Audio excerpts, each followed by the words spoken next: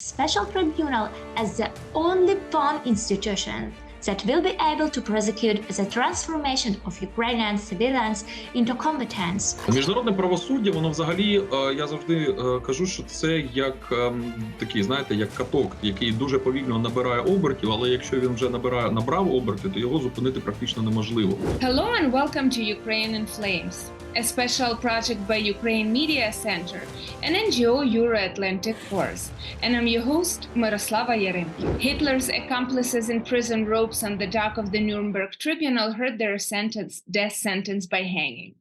Or the ex-president of the Serbian Republic, Radovan Karadzic, by the verdict of the Hague Tribunal, was found guilty of war crimes and genocide of Bosnian Muslims. These moments of historical and judicial truth gave innocent victims relief, politicians and people's hope for the effectiveness of international law, and the world in general a chance to prevent such crimes in the future and preserve humanity. In today's episode, we're going to talk about the creation of a special tribunal for the political and military leadership of Russia and Belarus, including Putin and Lukashenko.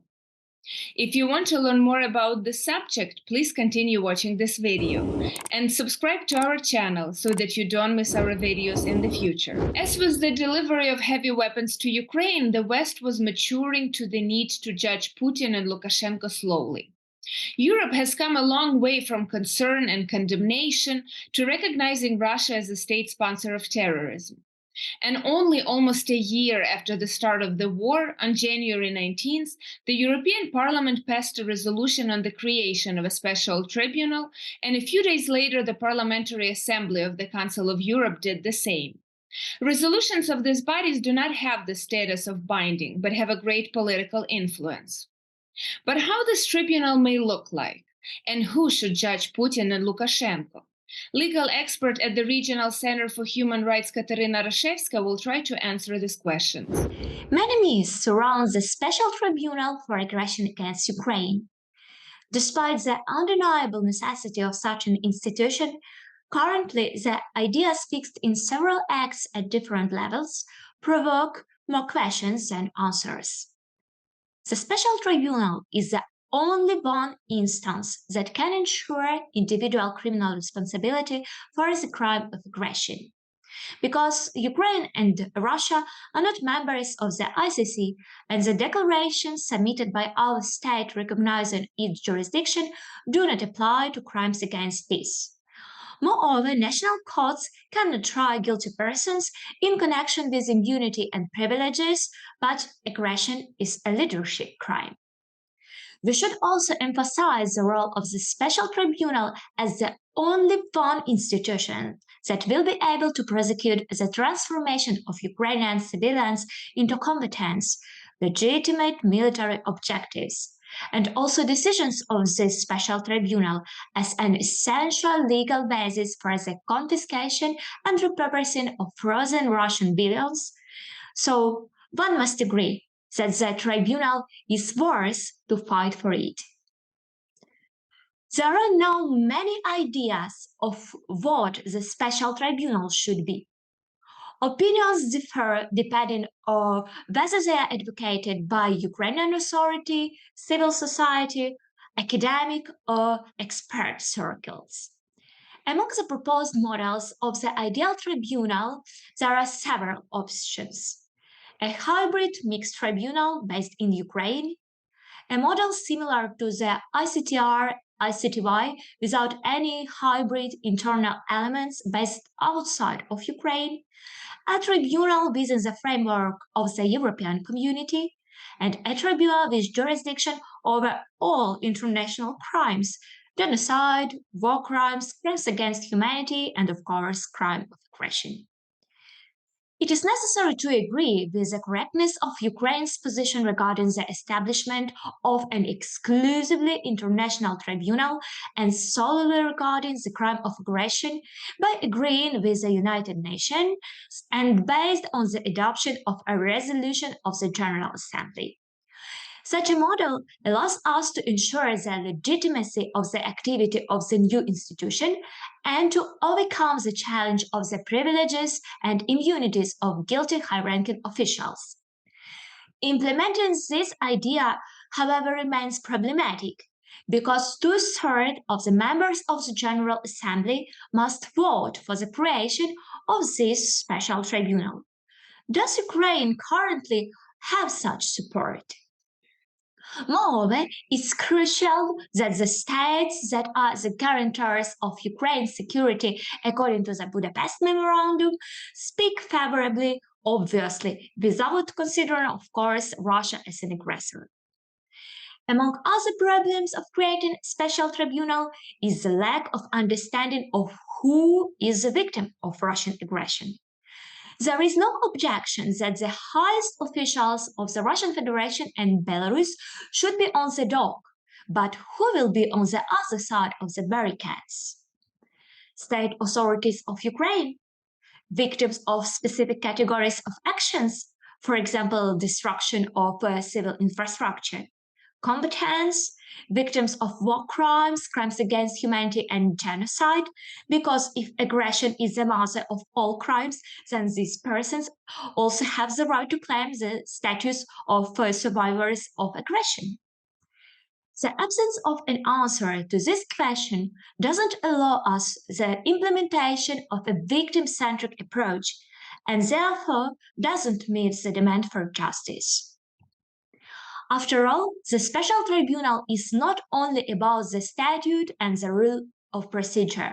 It's about an institution, an organization of persons where the unit of professionals from various fields should be clearly distinguished to deal with ensuring the rights of victims.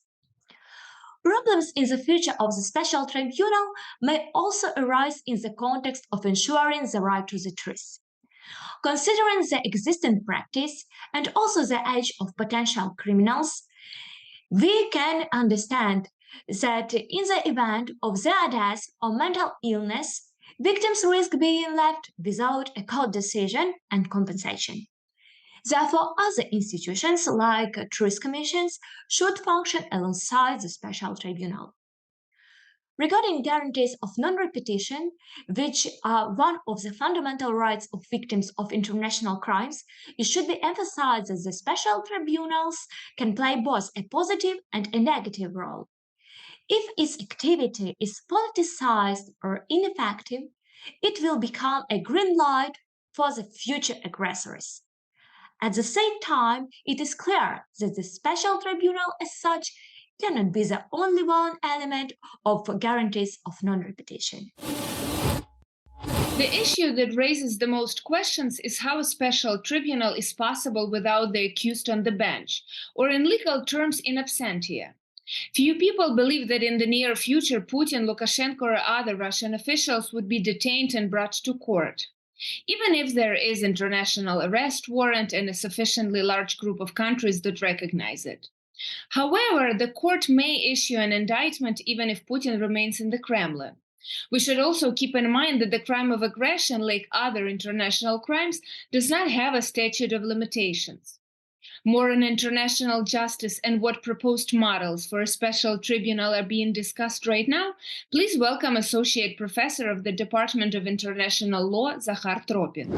Міжнародне правосуддя, воно взагалі, я завжди кажу, що це як такий, знаєте, як каток, який дуже повільно набирає обертів, але якщо він вже набрав оберти, то його зупинити практично неможливо.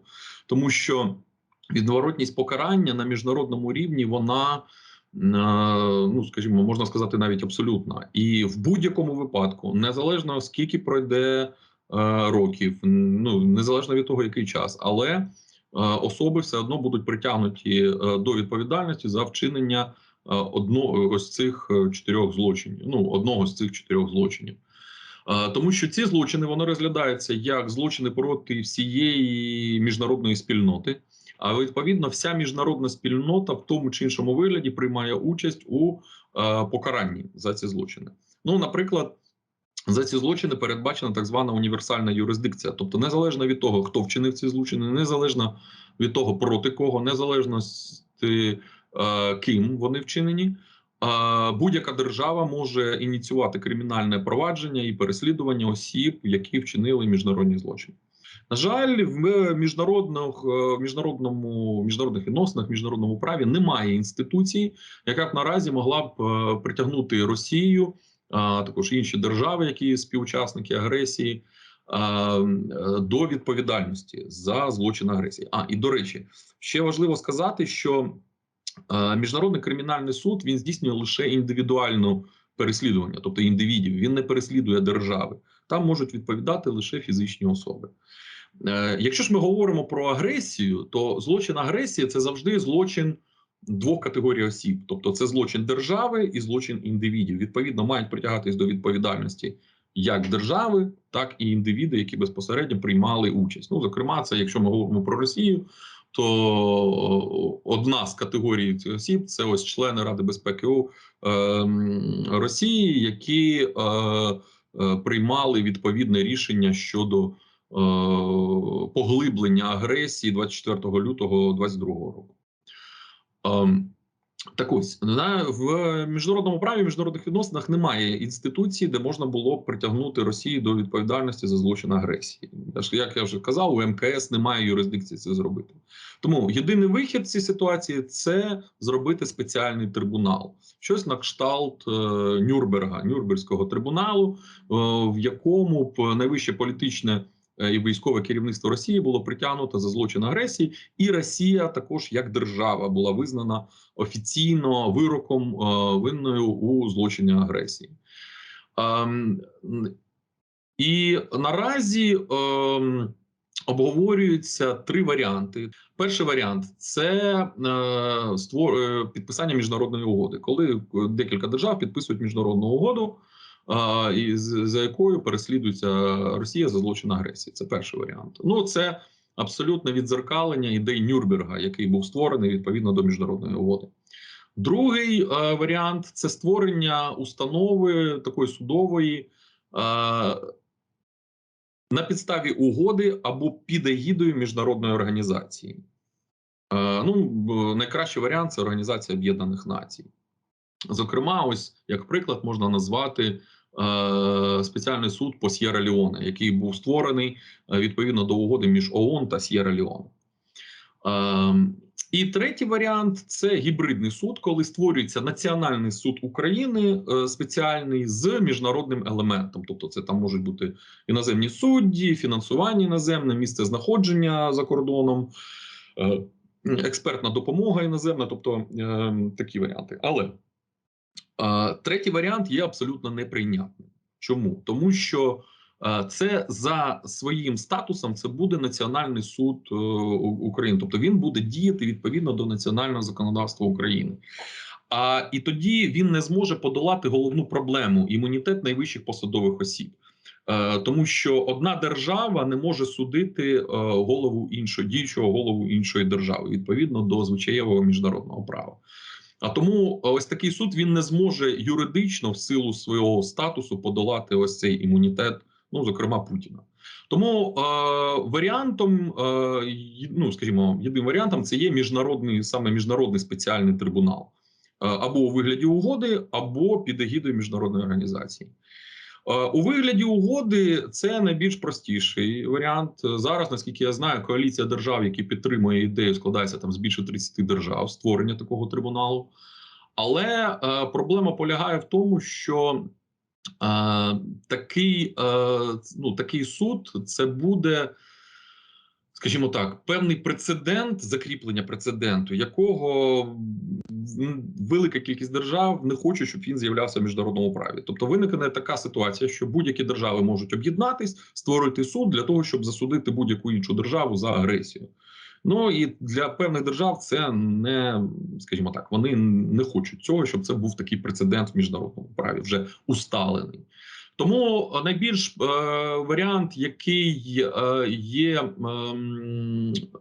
хоча навіть і ці застереження цих держав, я думаю, що можна подолати. Наприклад, якщо були б введені певні кваліфікуючі ознаки, тобто, наприклад, визнання факту агресії Організації Об'єднаних Націй. Ось є факт визнання агресії ООН, і тоді ми створюємо ось такий трибунал на підставі міжнародної угоди. Тоді, я думаю, проблема можливої появи таких спецтрибуналів в майбутньому, вона просто буде дуже істотно зменшена. Якщо на початку, скажімо, там ще в минулому році дискусія була взагалі щодо гіпотетичної можливості такого трибуналу і переслідування Росії і також інших держав-співучасників за злочин агресії проти України, то наразі вже це питання знято. Тобто консенсус щодо необхідності створення установи є. Питання лише в технічному моменті, яка саме це має бути установа. І тут я абсолютно підтримую